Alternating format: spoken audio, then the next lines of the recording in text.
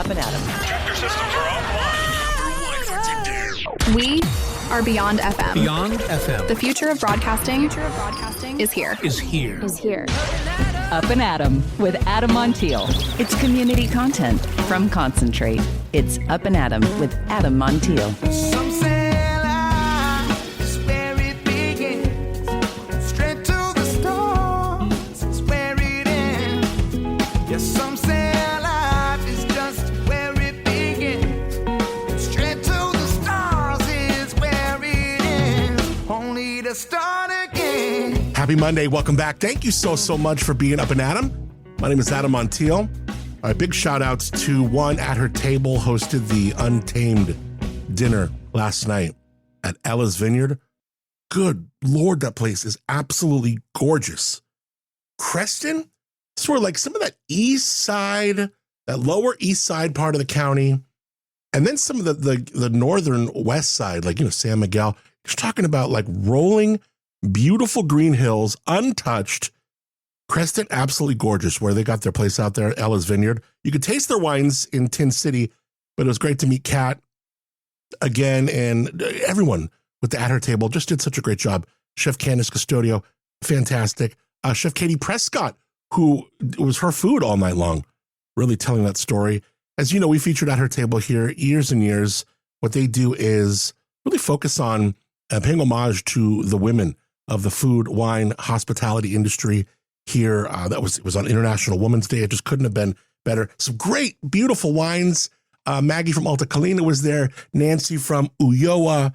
McPrice Myers. Like I said, Kat, Ella's Vineyard. Their wine was beautiful. And then Steinbeck, this beautiful sparkling wine. Brian, their winemaker, was there. What a great night. Even met the Paso Bamboo people. Incredible. Paso Bamboo, Javier, and his lovely wife, Ceci. And he tells me this story about listening to Up+Adam back in the day, and almost kind of painted this picture of how he and Ceci are together because they have this really unique relationship. And I love when a really loving, just a beautiful couple tells you the beginning of their love story and how they got to where they are. And part of it has to do with an event that I don't know if they won tickets to it from me on the show, or it was that loading dock party with the Foundation of the Performing Arts Center. Man, I miss those.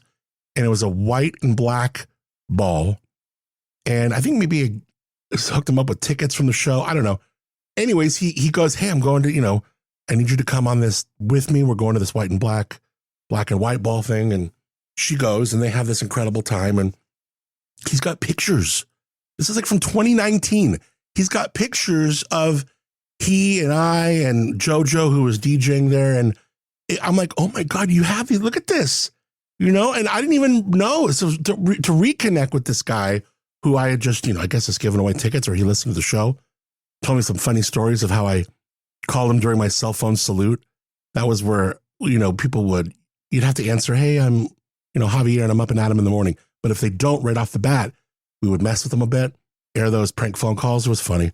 So just super cool to connect with a listener like that. And what he and his family are doing with the Paso Bamboo, it's incredible because they have all this different kinds of bamboo. It's right up there in Paso, and Strad, I want to do more with them. I want to learn about bamboo. Paso Bamboo, there's like hundreds of different varieties, different kinds of bamboo, and they have found the ones that grow best in Paso. And, whether it's you want, these beautiful plants in your yard, or maybe you want, a little bit privacy. Those big, thick-ass bamboo stalks. Pretty cool. I'm just thinking about bamboo. It's like relaxing. It's like strong, but it's light. I don't know. Pretty cool. So loved meeting Javier and Ceci. The wines were great. Just the whole thing was great. The whole thing was just awesome. Before that, Timbre Winery hosted their Wine You Want to Listen To.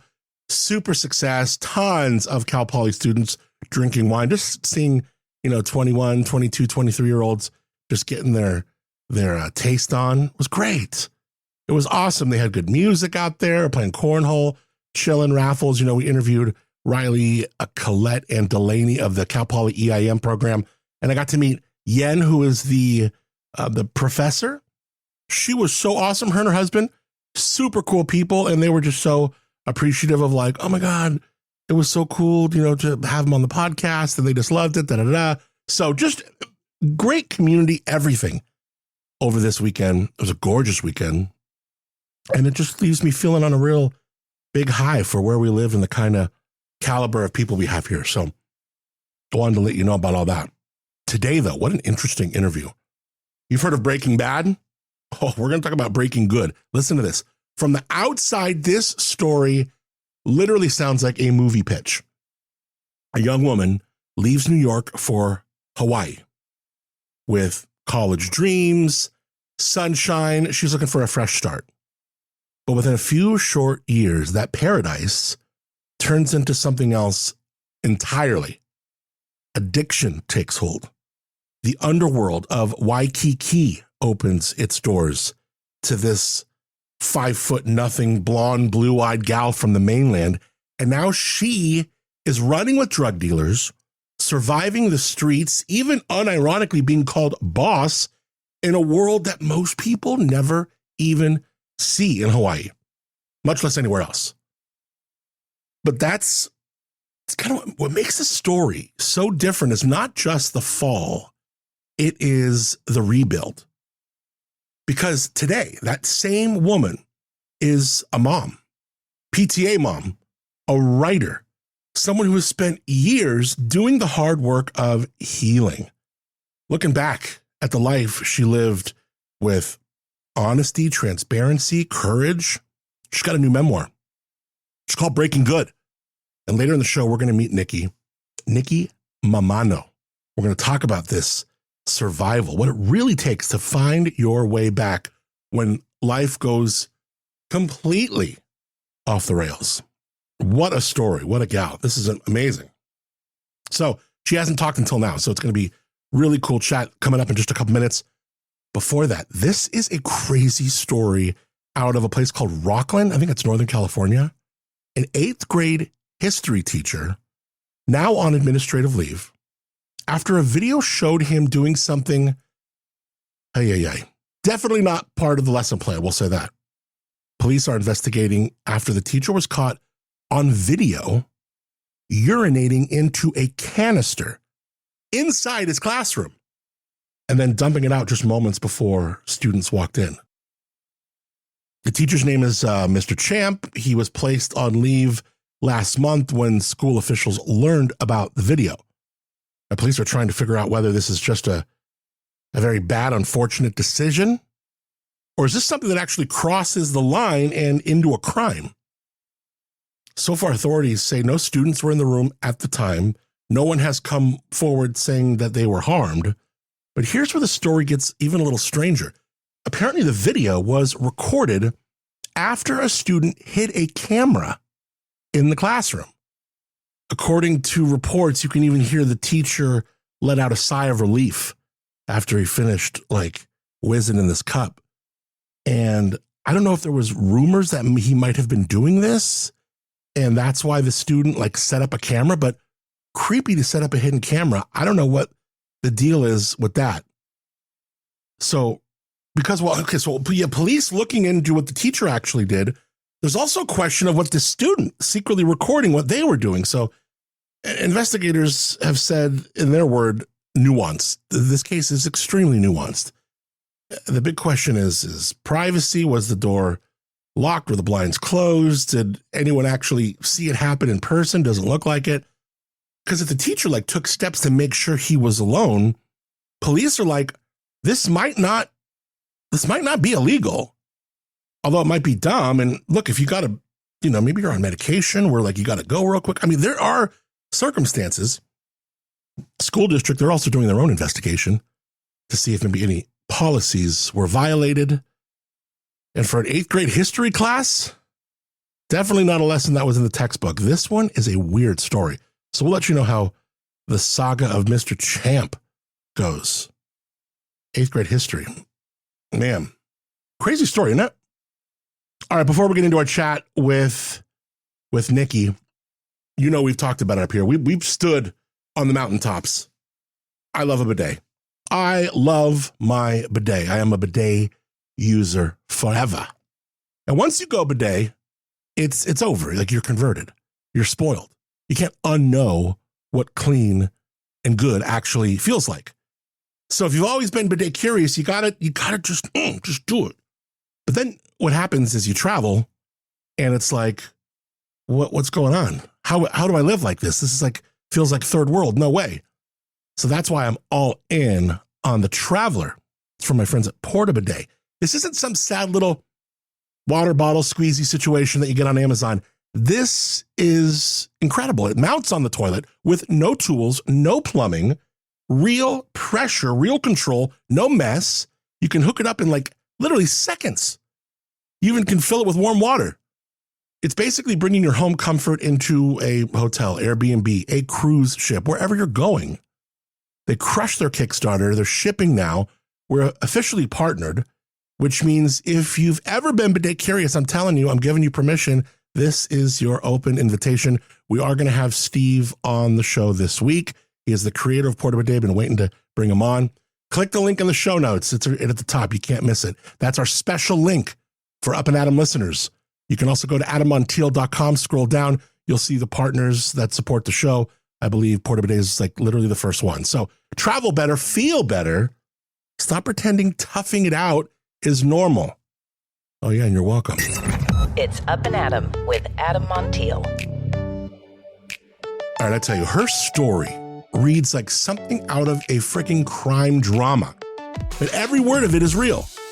Nikki Mammano arrived in Hawaii at 20 years old, hoping for a fresh start and a college education. Instead, she found herself pulled into the dark side of Waikiki's drug underworld, where addiction, survival, power, all collided in ways she never could have imagined. Today, she is telling that story for the first time with brutal honesty in her new memoir. It's called Breaking Good, a journey through trauma, addiction, and the long road back to healing. Nikki Mammano joins us now. Cannot thank you enough, Nikki, for being Up and Adam. Thank you so much for having me. You know, the one thing that really struck me about your story is how people really gravitated toward you. Even in the middle of a very dangerous world, people trusted you, they followed you, they listened to you. What do you think people saw in you back then?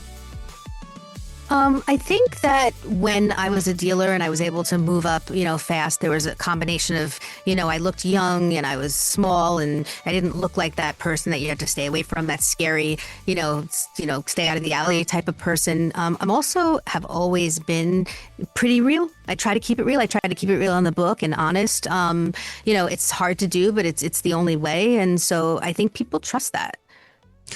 I think they did. And then here's kind of a twist. What do you think, or do you think that same quality is ultimately what helped you get out? Yeah, I think that, it's helped me along the way. I think that when I finally got out and wasn't facing prison and got that second chance, it was, because I really wanted that chance. I was pregnant at the time, and my lawyer went to the judge and said, she really wants this. She's going to do it. And I had messed up a few times. Trust me, I'm not so sure I deserved that chance, but I always looked innocent and young. And I took it, and I got out, and here I am. And I continue to be that person. I really do. I continue to be the person that kind of like lays it all out. You dedicate the book to your daughters, two people who you say really helped heal your heart. And I kept wondering something while I was, going through the advanced copy you sent. When you look at your daughters today, do they know the full story of who mom used to be? They do. I mean, they had to. When they were younger and we talked more about life and addiction, I censored it, but as the book was coming out, I had to tell them, my older one, because they're now adults. They're, one of them is a young adult, one of them's a little older, about to be 30. I did it age appropriate and time appropriate. My older one could know a little more and faster, and the other one I kind of parsed it out. But they know now, and to them I'm just mom, yeah. And so we talk about a lot of things. We talk about life, and it does give me a little cred to be able to say, hey, I've been there and I've done that. But yeah, it's my kids. They're cool. They're great people. Nikki, one of the images that stuck with me from your story is you in that cheap motel room in Hawaii, exhausted, addicted, staring at your reflection and wondering, like, how did I get here? And it's one of those moments where kind of time almost just stops. When you think back to that version of yourself, that girl in the mirror, what do you think maybe she needed most in that moment that nobody around her could give? Yeah, I always say when we talk about addiction and people that are incarcerated and homeless that it comes from trauma. There's trauma and it's like it's the disease of trauma and disconnection. And I had a lot of it, a lot of trauma, a lot of pain, a lot of abandonment and betrayal. And so I had spent my life running from that. And when I found myself looking in the mirror that day, I had needed love. I had needed care. I had needed understanding, self-esteem, and I didn't have any of it at that moment. But I eventually found it. And I don't know what saved me that day. I think when I said, like, how did I get there? It was like, I grew up in suburbia. This wasn't supposed to happen to me. And suddenly there I was at the end of my rope. And that wasn't the turning point for me, but it was pretty damn close. And I eventually was able to give myself the things that I didn't have or that I wasn't given. And it was a long process. It was a process of therapy. It was a process of healing. It's a process of finding myself. And it's a continual process. It's something I work on every day and I will work on for the rest of my life. Your story isn't just about addiction. It's about power. And in a world full of men, tough men, suddenly this 5'0" blonde gal from the mainland had like dealers working for her, people calling her boss, like unironically. What did that power give you emotionally that the drugs alone never could? I didn't feel like when you live something, you don't feel the same as what it seems. I really was trying to survive. And yeah, people called me boss and I was moving a lot of stuff, but I was still very, there. I was still in the moment. I was still real. And so, I just remember I was surviving the moment. And so, yeah, I was a big deal. And I had a lot of power and I had a lot of people coming to me. And I still felt like that kid that was running, that kid that was just trying to survive. Yeah. People hear Hawaii and they imagine paradise, but your story, paradise becomes the backdrop for one of the darkest chapters of your life. How does a place that beautiful become a setting for just so much chaos and so much destruction? Yeah, and I say, like, I was, a major player in the drug underworld. And I think that's possible anywhere. I mean, Hawaii is a beautiful place and it has beautiful people. And it's just that I got pulled into a part of it that is dark, and I had to survive that. And there's a total juxtaposition to what people think it is. And it's beautiful. But, I lived in the dark parts. I've been back there since, and I talk about it in the book, and I was able to kind of live and see these things that I had never experienced before. And it's beautiful. When you think about Oahu now, though, do you see paradise or do you see like the ghosts of who you were there? I see both. I know how beautiful it is. I know how important it is. I mean, part of my journey is to give back. I'm supporting a nonprofit there called Rise Hawaii, and it works with homeless youth. And I know there's things that are very beautiful about that place. And I also, I say when I went back, I write in the book, it was like ghosts of my past flashing before me. And, it's something that I hold inside. And I've done a lot of healing, and I'm not that person. But of course, like I remember there were, I was a homeless, drug addicted prostitute on the streets. I was dumpster diving in the back of restaurants so that I could eat. And, there'll be a twang of pain, but I also want to be very much involved in the current, parts, the beautiful parts of Hawaii. One thing people might not even realize, reading your story, how quickly you adapted to the business side of all of this, the drug trade. I mean, you weren't just using, you were running an operation. I'm so curious, like what skills in you, Nikki, made you good at something so dangerous? I think partly because of my trauma, I was always kind of like pushing it. And so I didn't have a lot of fear in that way. I mean, I was scared, but I also was always pushing the envelope. That was the pain that was in there. and I was always street smart. Like there was just some part of me that I think because of the things I had been through, I was on high alert and I was aware because that's what happens when you're abused as a child.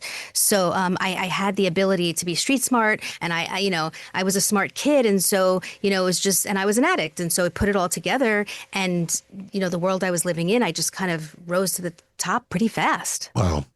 People, they love and use the phrase a lot, rock bottom, right? But when you read your story, rock bottom doesn't feel like one moment. It feels like this kind of slow erosion. Yeah. Was there actually a single moment where you knew, Nikki, that the life you're living, like, no, this can't continue?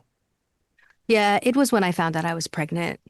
Because when I got out of prison, I really should have, and when I was in prison, I really should have hit rock bottom. I really should have known it was time to change, and I didn't. I was way too young to understand the gravity of what was going on. And I think we have to look at that too, where we're putting young kids away for things that they're doing because they're running from their pain, But when I was pregnant, I remember I went into a restaurant, and I walked into a bathroom, and I took a test, and I was sitting in the stall, and I was like, oh my God. And I walked out, and I remember I threw the door open, and the sun was shining on me, and I was like, nah, this is it. Like, you got to get it together. You got to do it. You got to do it for yourself. You got to do it for this kid. And a lot of times they say you have to put your oxygen mask on first. And I do agree. But in that moment, I was like, I have a kid. I have a kid growing inside of me, and I got to do it. I got to do better. And that was it.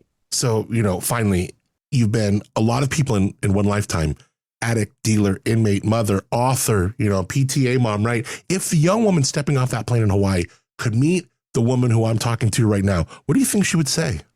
There's so many things I needed to hear in my life, that I was loved, that I mattered, that that my voice mattered, and that people cared about me. I would hug that person. I would tell that person that what they went through wasn't their fault, and that they were worthy, and they deserved life. Yeah. And I would take that person by the hand. Definitely a person and a voice that matters. I love that you said that. It's been really fun and just, eye-opening meeting you, Nikki. And we got all the links to Breaking Good in the show notes. I can't thank you enough for the time, for the book, and for being Up and Adam. Thank you so much. It was such a pleasure. Some say life is where it begins. Straight to the stars is where it ends. Only to start again. Nikki, thank you so much for sharing that story. Not easy to look back at some of life's hardest chapters, but Breaking Good does exactly that, but with courage and a lot of hard-won wisdom, Again, the book is called Breaking Good, a memoir. I got links all up in the show notes. Check it out. And all the links to Nikki, her website, the whole thing, what she's doing, even some of the nonprofit work she's been into. Pretty incredible woman. Absolutely. All right. Good looking day. Sunny, gorgeous. Man, these last several days have just been incredible. Bright, sunny, blistering, beautiful skies. Temps pretty mild though. Mid to upper 70s. You'll see temperatures on the way up in a big way as we talk about the end of the week. We'll see like mid 60s, creeping up to the mid 70s by the middle of the week. But by the time we get to Friday, Saturday, Sunday, we're talking mid 80s. And then just great sunshine on and on into the 80s, upper 70s. So enjoy. It's going to start feeling like spring, maybe a little bit of summer feels. Maybe some summer feels early, end of March. Okay. Thanks to Moonshiner Collective for being Up and Adam, giving us original music on the show called Start Again. Don't forget their concert March 20th, Slow Brew Rock. You got your tickets yet? If not, go to moonshinercollective.com.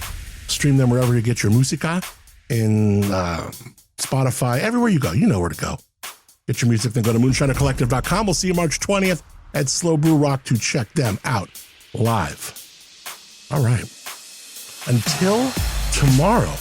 We got a lot of great shows this week. Some really, some great local guests, including Bob Vogelin, who has created the nonprofit Surfing for Hope, now has written a book. This guy's life, so I've known Bob for like over 10, 15 years. You sit down, start flipping through the page of this book, start talking to him off and on the air, and you're just like, good Lord, what a life. What a life, Bob Vogelin. Also, Marino, Marino is a really interesting dude. I love this guy. He is up at Dow as is one of the executives of hospitality there. You also know him as Marino on television's Hell's Kitchen. He's been on this show for got over 10 seasons now. He's still on Hell's Kitchen. Lives right here. He's the maitre d'. He's like the right-hand dude of Gordon Ramsay on Hell's Kitchen. Lives right here. We'll talk about that.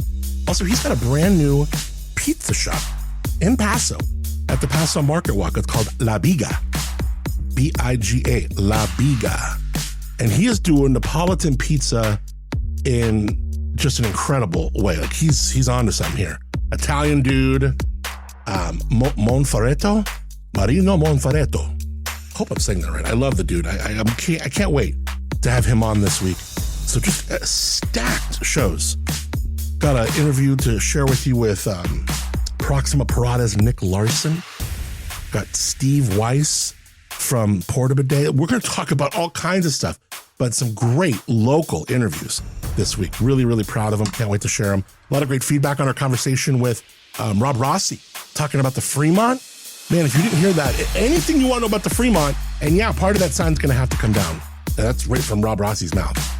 And we even sent that out, that interview, because we broke some news here. Sent that out to some of the news stations. I don't know if they picked it up over the weekend, but nonetheless, I did my part. Rob Rossi picked up the phone, called us and said, hey, let's get this out there. And to hear the history, Rob has so much history in that head of his, but to hear it all about the Fremont and what they were doing at the Fremont and like the tank farms in Avila that has to do with the war, and you're just like blowing your mind. This is like World War II stuff happening right here in our own backyard. Just awesome history. So if you have not yet, check out Friday's episode. A few days ago, we talked to Rob Rossi all about the Fremont Theater and the drama it has for the sign needing to come down and the storm and all that. But he gets into a lot of the history, which is just incredibly fascinating. All right, till tomorrow. I hope you have a wonderful Monday, a great beginning to your week. You look gorgeous. Appreciate you more than you know. Thank you again for being Up and Adam. Some say life is where it begins. Straight to the stars is where it ends. Only to start again. Let's start again.